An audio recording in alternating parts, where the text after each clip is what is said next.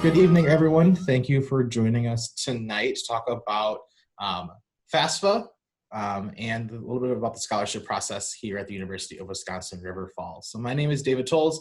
I'm an admissions counselor in the office working with multicultural outreach and transfer advising.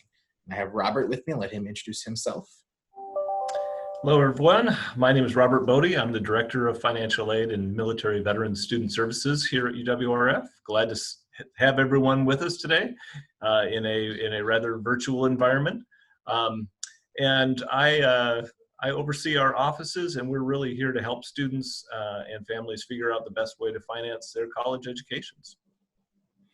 Wonderful. So a little bit of rundown about how this is going to work. I'm going to let Robert talk about FAFSA completion and the FAFSA process for students.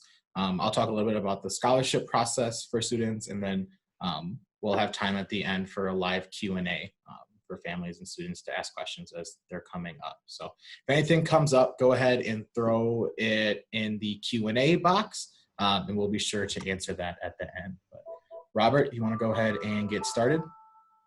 Sure. So let me start by showing you where, let's see, David, I need to share the screen. Let me start by telling you where you start filling out the FAFSA. You fill out the FAFSA at studentaid.gov. And so that's the first place where you'll want to go. Now, the FAFSA runs on a cycle from October 1st, 2020 to June 30th, 2021. And so that is the application for the 21-22 school year. Excuse me, till June of 2022, actually. So you can apply for financial aid anytime within that window. We really do recommend that you apply as early as you can because it does help us and helps you to understand how things are going to work out financially for you at the institution.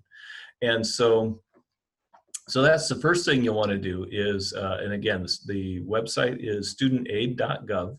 It's the U.S. Department of Education's website.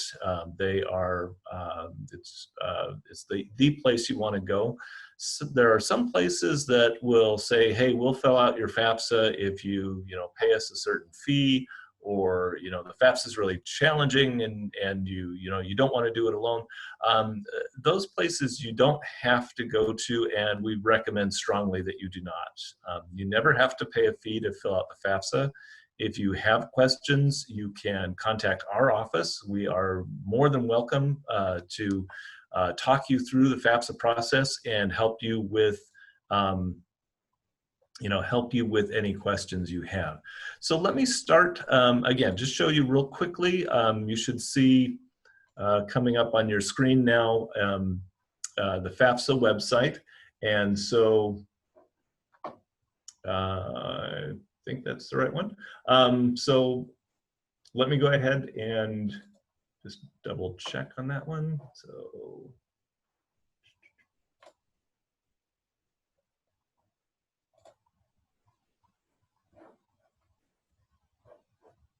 All right. So let me, I will try this again one more time as we work through the technology here.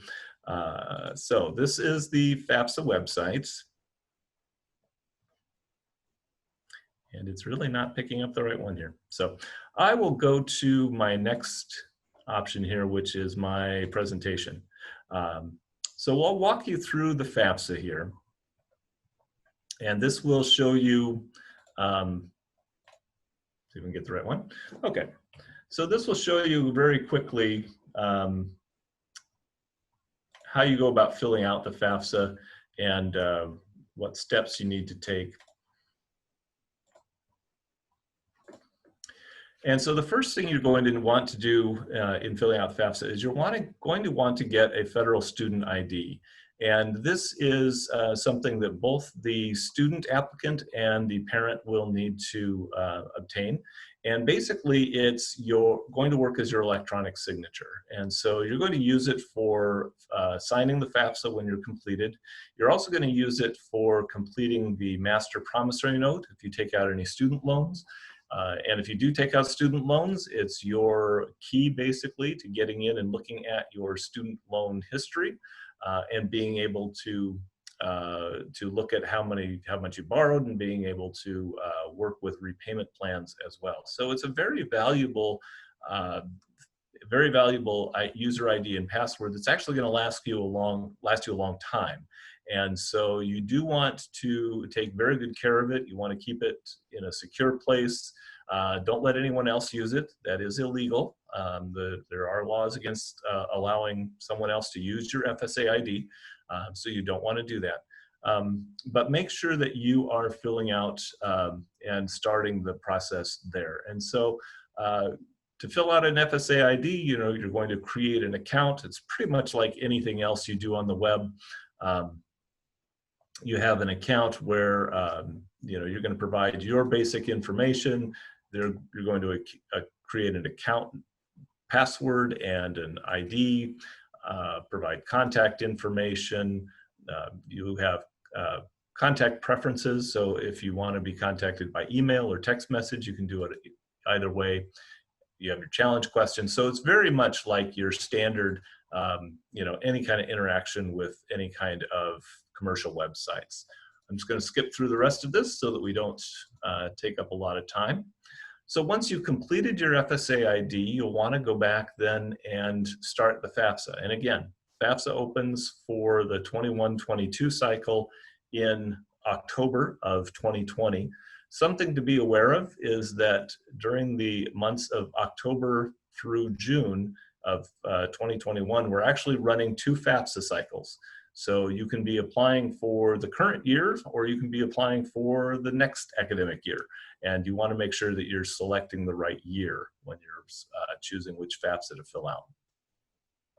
So you're going to go to studentaid.gov. You're going to go to the application section. You click on Apply for Aid, and then that will take you to a site that looks like this.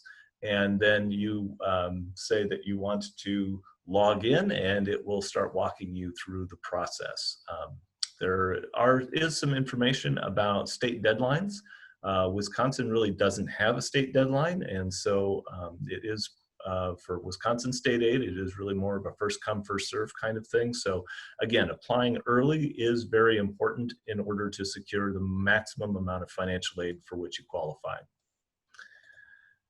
So once you've got your FSA ID and you're ready to start filling out the FAFSA, you do want to go here and you want to click the login on the login page and indicate that you are a student.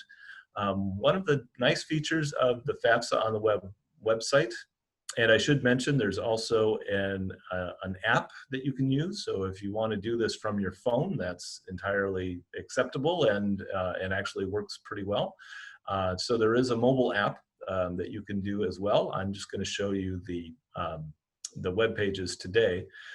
So you can do a couple of things. You can walk through this starting with the student information, and you can go through all pages of the FAFSA straight through, provide the parents student information, parents information, all the rest of it, and then you're complete.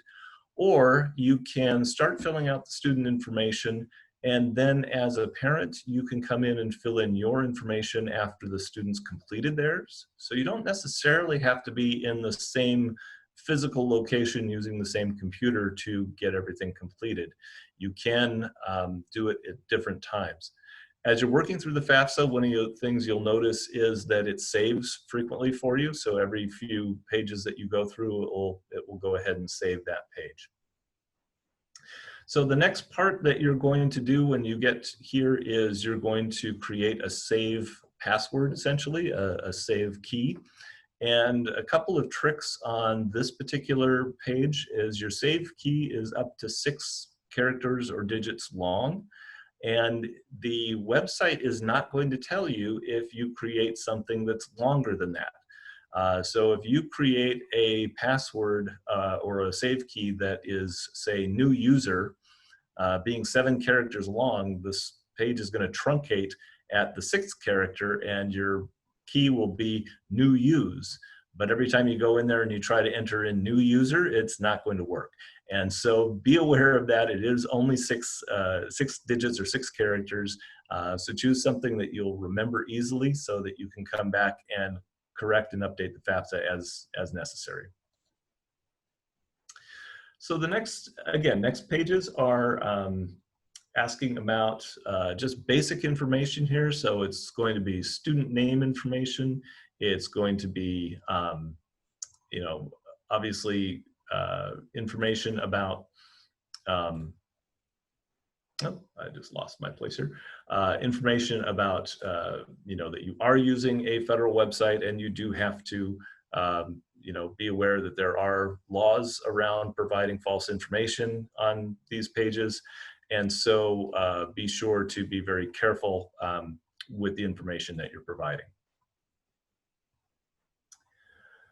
So again, you're looking at the student information section here, and just going to pause one moment here as I get my slides back in order. So you are going to log into this, again, get started view, and it's just going to ask for the basic information here. So in an example of a student who has parents who are going to be filling out FAFSA with them, you're first going to fill out the student information. And so again, it's going to be basic information that you should know pretty much, without having to look up any records. Information about your email accounts and telephone numbers, information about your street address, information about citizenship status. Very important if you're an eligible non-citizen. So there's certain categories of people who are not U.S. citizens, but they are eligible for federal student aid. So if you're a permanent resident, or here on asylum status, or some other type of eligible citizenship status, you will be asked to provide your alien registration number here, which does get checked with the Department of Homeland Security. And so it is important to make sure that you copy that alien registration number correctly when you're filling this out. So again, it's still asking for basic student information. Another trick when you get to the page about high school completion and information about, just realized I have the closed captions on, information about your first bachelor's degree. If you are an incoming first-year student, you are going to be pursuing a first bachelor's degree. We do see quite a few students who will mark, oh yes, I'm going for a graduate degree. That may be your long-term goal, but that's not your immediate goal. And so we do want you to put down what the immediate goal is on that question. So it's, again, I'm asking you general information. I'm going to skip ahead here a few places because a lot of this probably won't apply for many of you. And one of the nice things about doing the FAFSA on the web, this example that I'm giving is very, very detailed, obviously, but there's a lot of skip logic in the FAFSA on the web. And so when you are filling it out, if the question, based on the questions you've answered before, if it doesn't pertain to you, it's not going to ask you. And so that helps make it go a little bit more quickly. But there's certain information that, again, it's going to be asking for high school.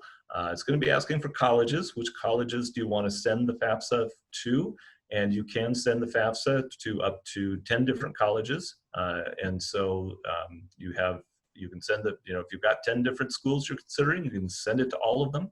If you do decide at some point that you've, send it to 10 schools and you've got, 11, 12, and 13 that you want to send it to as well, you can go back in and you can correct the FAFSA to drop a couple schools and then add some schools so that they would get that information as well.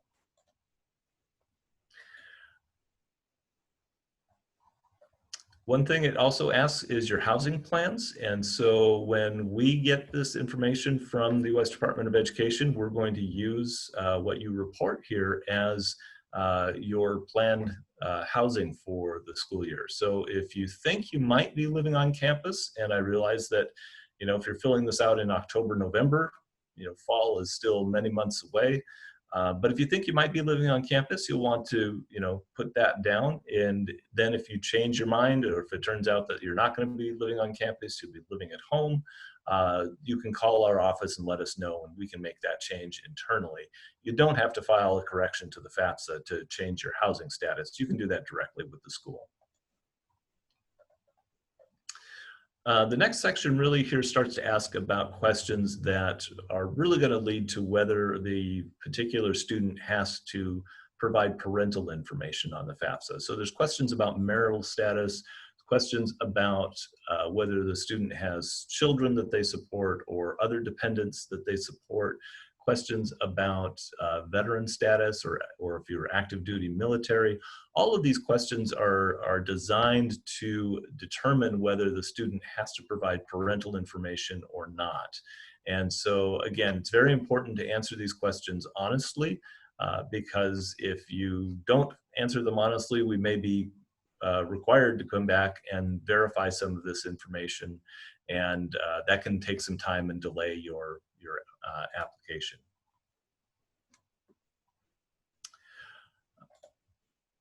So moving on, in this case, again, we've got a situation where we have a dependent student, and so then we're going to move into the parental section. And the parental section really mirrors the student section. So it's going to start out asking some basic information about the parents. It's going to ask about marital status and when they were married. It's going to ask for information about the first parents. It's parent one, parent two, not necessarily mother or father. It's any kind of family relationships.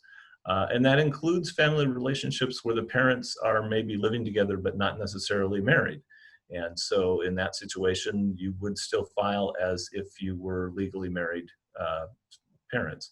And so it's another important thing to be aware of. Again, it's going to ask for personal information about the parents, state of legal residence in case that's different from the legal residence of the student. Going to ask about household information. And so this is where it starts to get into how many other family members there are. And when we're talking about family members for purposes of filling out the FAFSA, we are talking about people in the household that the parents are supporting.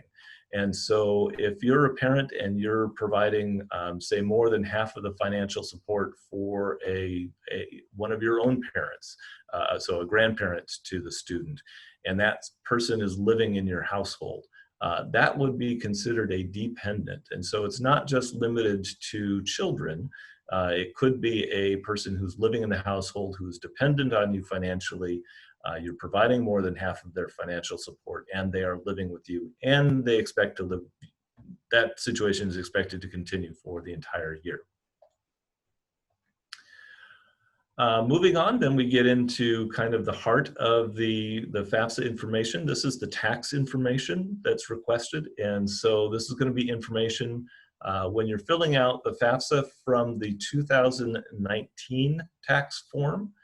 So that's the form you apply that you completed last year, your 2019 taxes. You completed that back in January or April, or some of you maybe are still working on completing that for the upcoming year. But it's the 2019 information they're going to be asking for the 21-22 financial aid years. So be aware of that it does go back a couple of years, and so you should have a completed tax form at the time that you're filling it out, even if you're filling it out in October of 2020. Now, with this next slide, there's something called the IRS data retrieval tool. And this is a tool that we strongly recommend everybody use if you've filed a tax form and it's been accepted by the IRS and there haven't been any substantial changes to the family circumstances. So, so there's been no divorce since the tax form was filed, for example. You want to, if you can, you want to use the data retrieval tool. It imports the data from the IRS directly into the FAFSA. And the data is masked, so neither you nor the student can actually see it. So it is imported, you can't change it, but it's really getting the data from what we would call the source of truth. And so it helps in filling out FAFSA because we don't get some of the common errors where families will sometimes put in their income and they'll add the cents to their income because that's the way they're used to filling it out. but then their income goes from $50,000 to $5 million. So it is very helpful for us especially, but for you as well. It's fewer questions you have to fill out, to use the IRS data retrieval tool if it's at all possible. And so it makes sure that your application is correct financially when we receive it first in our offices. The IRS data retrieval tool does actually take you out of the FAFSA website. And so you are told that you are leaving the FAFSA website. You're going to go to an IRS page, and it's going to look like this, and it's going to have some information about you're using a government service, and this is only for legitimate purposes and such. It's very important when you're doing the data retrieval tool to enter the information that's being requested here. So the name, the parent name, last name, address, filing status, all of this really needs to match up with the 1040 that was filed with the IRS. And so when you are using the data retrieval tool, it's very helpful to have a copy of your 1040 that you filed in front of you, so that you can copy all that information, essentially enter it into this, this page, and then the IRS will check some information, and then it will retrieve it for you. And so it will walk through the process of retrieving the taxes. And then once it does that, it will take you back to the FAFSA website, and it will indicate that you've successfully imported the information from the IRS. And so again, strongly recommend you do it that way. It's the best way to do it. Robert, yeah, I'm not sure if I missed this part earlier, but can you just touch on what year students will use for their FAFSA? Yes. So if you're applying for to start in fall of 2021, so that's next fall, you will be using the 2019 IRS 1040. And so again, that's the one that you should have actually already filed. You had until this year, until June 15th to file. Some of you may have an extension that allows you to go later in the year, but you should have completed the 2019 1040 by the time you are applying for financial aid for the 21-22 application cycle. Does that make sense? Yes, thanks for clarifying. Great. A few more questions on the financial side. So once you've either entered in your adjusted gross income or used the IRS data retrieval tool, the form will then ask you about income from work, which is used to estimate Social Security and Medicare taxes for purposes of doing the financial analysis on the FAFSA. And so you would enter in that information. And then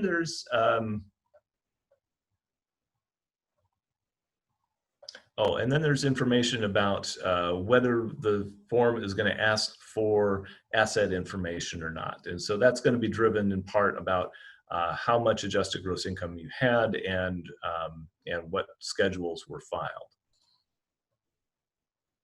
Once you've done that, I'm just going to skip ahead a little bit here. So there's some additional information. So again, it's going to ask about some other types of income. So it's going to ask about, child support, whether that was either paid or child support that was received during the year.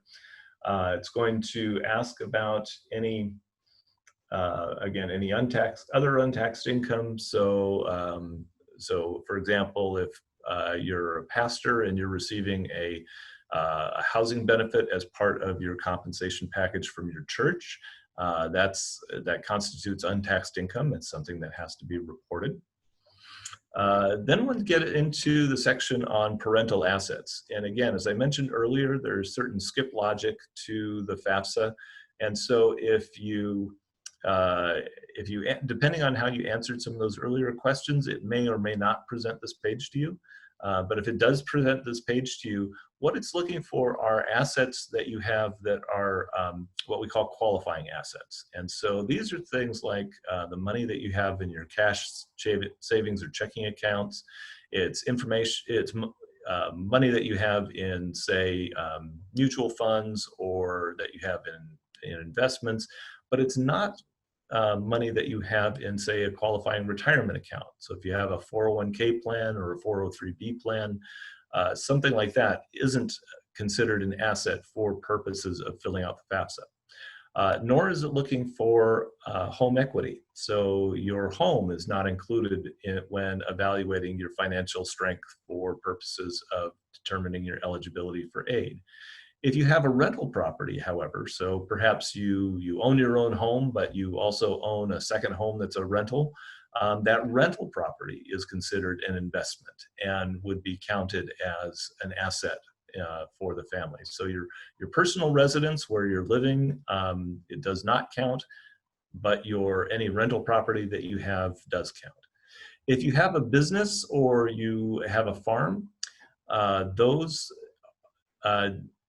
those count as assets depending on how many employees you have. And so if you own a business, for example, you have to have more than 100 employees in order to count that as an asset. And so there really aren't too many families that are in that situation. And so typically families will leave this information blank. Also, if you do own a farm and you live and work on the farm and it's your own farm, and again, you don't have more than 100 employees, you don't list that as an asset on the FAFSA. Once you've gotten through all of the parent information, you're going to go through the student tax information. And I'm actually not going to spend a lot of time on this because these questions are virtually the same as for the parents. They're just for the student. And so again, student has access to the IRS data retrieval tool. In many cases, the student actually isn't going to have filed a tax form for 2019, probably did not make enough money to file, given the thresholds for filing. And so if that's the case, you would just indicate you did not file, and then the questions probably won't even come up. You will have some questions about income from work. So if your student did work and had, $2,000 of earnings from the year, then the student would enter that information into the FAFSA. Again, student's going to be asked questions just like the parents about assets, only if the student answers the questions that will trigger those asset questions to appear. So the asset questions, in most cases, don't appear. We mostly don't get asset information from students. And then finally, once you've gone through the entire FAFSA, you've gotten to through the last student question, it's going to show you kind of a review section, and you can look through and scroll through that FAFSA and see if there are any errors that you want to correct. If so, you would just click back in the form to correct those errors. And if everything is correct, you go through the process then of signing the form and then submitting it to the U.S. Department of Education. And so as you sign it, you are agreeing to certain legal requirements, essentially saying, yes, information is true to the best of my knowledge and ability, and et cetera, et cetera. And then you're completing the FAFSA, and pretty much, a few more steps. The student also has to sign, and then you are done. And I've got an example here for an independent student, but in the interest of time, I really want to get to your questions, and so I'm going to skip that part. But that is really the fastest review anyone could probably do of the FAFSA. And truly, it doesn't take all of that long for you to fill it out. Most families can complete it in probably 30 to 45 minutes. If you have your information right there in front of you, especially if you have your tax forms, you can do the IRS DRT. It really doesn't take a whole lot of time, and it's not a big scary form. It really has gotten much leaner over the years. And again, with the skip logic, there are a lot of questions you just never see that I actually displayed to you in the slideshow. So with that, I'll turn it back over to David and see if we want to talk about scholarships. Perfect. Thanks, Robert. I just want to send reminders to everybody. If you have questions specific to FAFSA for Robert, I can take my hand at answering a couple as well. But please throw those in the chat or the Q&A box as well, and we'll get to those. We did have one question come in, Robert, that talks about situations when a parent is remarried, but the biological parent's not in the picture. How do they decide who's parent one versus parent two on the FAFSA? Okay. That is a great question, and I'm glad someone brought that up, because I'm probably answering a question for a whole bunch of people with that one. When the parent has remarried, the parent who is going to report their information on the FAFSA is the parent that the student has lived with most recently. And if it's a situation where the student is living equally between the two households of the divorced parents, it's then going to be the parent that provides the most financial support. But the idea is that one parent essentially is going to need to report information. So even if the biological parents are divorced, one parent is going to need to report that information. And if that parent is remarried, then also the step parent reports information. And that's the case even if the step parent has not officially, formally adopted the student. And so even if you are not the biological parent, but you are a step parent, you are required to report your information on the FAFSA combined with the child's biological parent. Thank you. That's a great question. Thanks, Robert. Go ahead, share my screen. Jump over. I had another question come in. Megan, do you fill out the FAFSA each year the student is in college? Again, great question. Yes, you do. So the FAFSA is something that you do fill out every year. And again, every year it opens in October, that same cycle. And when you do the FAFSA for the second and third and fourth years, there's an option to do something called a renewal FAFSA. And the renewal FAFSA will actually allow you to import information from the previous year's FAFSA. So the information that's expected to remain the same, so students' name, social security number, date of birth, the address, a lot of that gets pre-populated in a renewal FAFSA. And so then you're only updating information that's going to change. So in this scenario, this first time through the FAFSA, you're going to provide the income from the 2019 year. In the following year would be the income tax information from the 2020 year.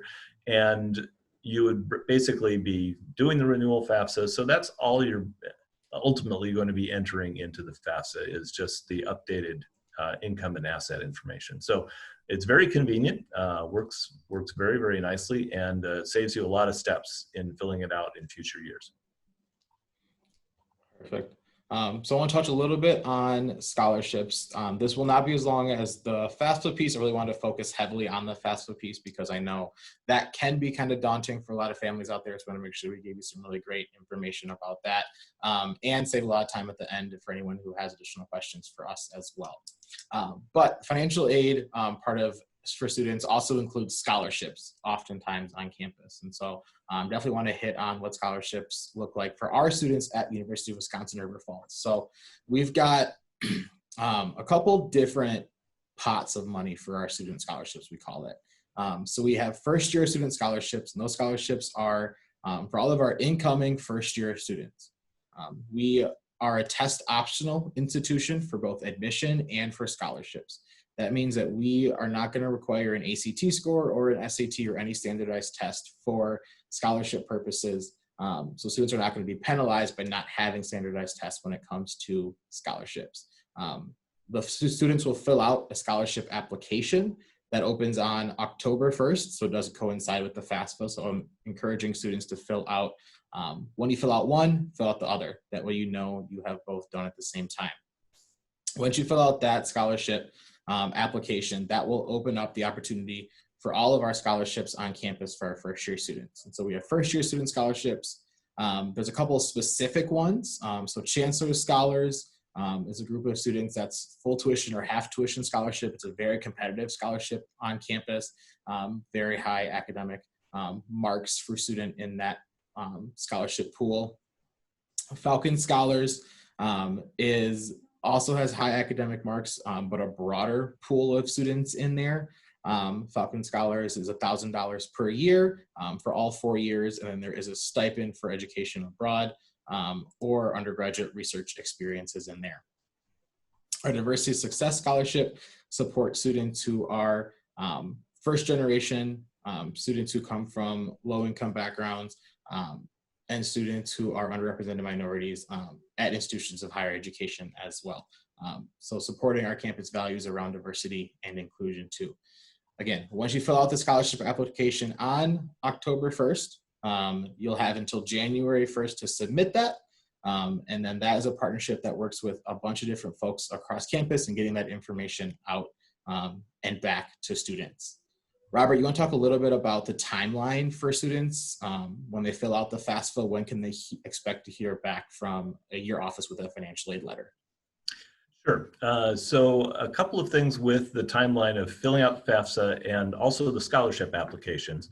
And so we will start mailing financial aid offers out to families beginning around January 15th of 2021.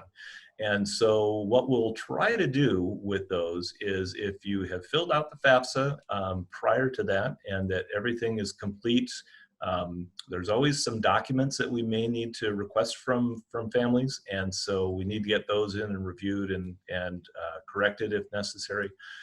But if everything's complete and ready to go, what we want to do is try to present you with really a whole financial aid offer. And so that's why we're encouraging you to apply for the scholarships by January 1st, so that we have time to include those if you are offered a scholarship on your financial aid offer when it goes out to you in the middle of January. Now, I say that we start that process of mailing out those financial aid offers in January, and so January 15th. And we continue that throughout the year, and we continue that then, well into the fall and really into spring semester as well. So if you do need to apply later for some reason, it's not going to be a major issue for you, because we do continue to do awards and send those out. But again, I really encourage you to apply as early as you possibly can in order to qualify for the best financial aid package we can offer. Thanks, Robert.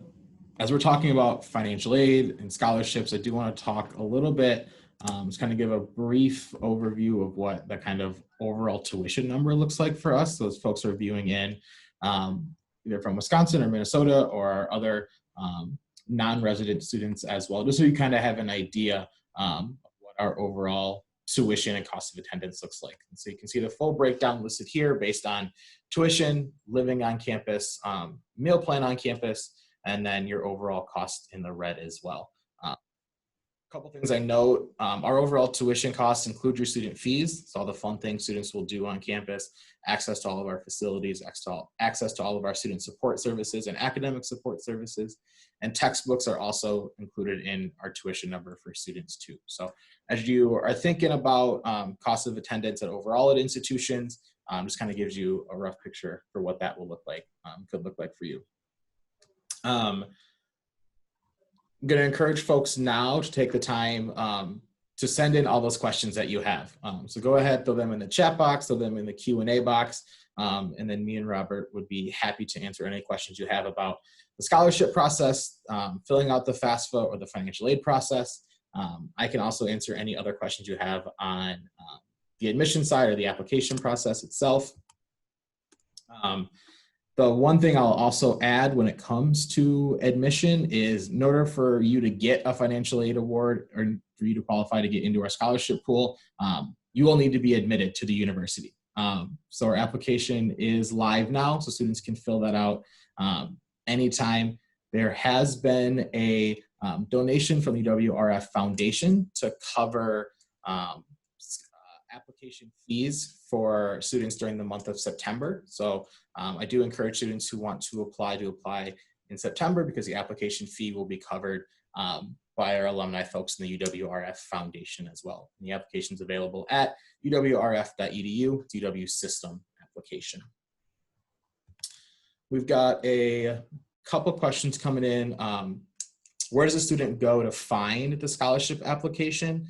So scholarship application will be available on multiple websites on the UWRF homepage. And so from the admissions webpage, I believe it's linked to from the financial aid webpage as well. Always encourage students, if you start on the admission page, under our next steps checklist, you'll see a tab that will link you to our financial aid and to our scholarship application as well. A question come in that said, which scholarship is tied to the score from the ACT? All of our scholarships at this point are not dependent on ACT or SAT scores, so they are all test optional for scholarship purposes.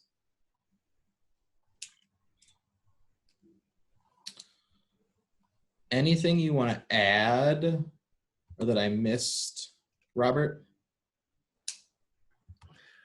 The one thing I do want to let you know is that when you fill out the scholarship application, there's a couple of different things that are going to happen. First of all, it is a website, and so you'll go into our scholarship application website. You'll use your W number and password to log into that website. And then you're going to create what's called a general application. And that puts you into the pool for the general scholarships. So some of the, as David mentioned, there's kind of that general pool of scholarships. Then there's going to be other applications that are going to be presented to you. And so once you finish that general application, you're going to see other applications that say, hey, this scholarship application is recommended for you. And it may be, maybe a Falcon Scholars application, for example. So you'll see those as you go through that process. So do expect that you will be kind of providing, filling out one general form, and then each of the scholarships that has specific information that it's requesting is going to have a set of questions that you'll also have to answer. And so be sure to fill that out.